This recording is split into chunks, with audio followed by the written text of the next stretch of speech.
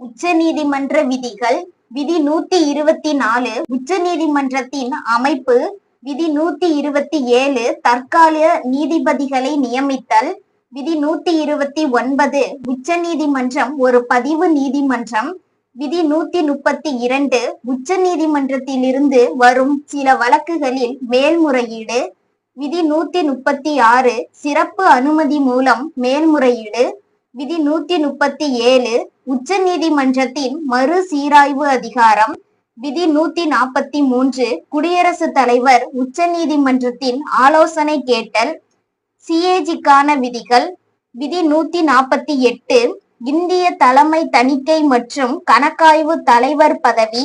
விதி 149 சிஏஜியின் பணிகள் மற்றும் அதிகாரங்கள் விதி 150 மத்திய மாநில அரசுகளின் கணக்குகளுக்கான படிவங்கள்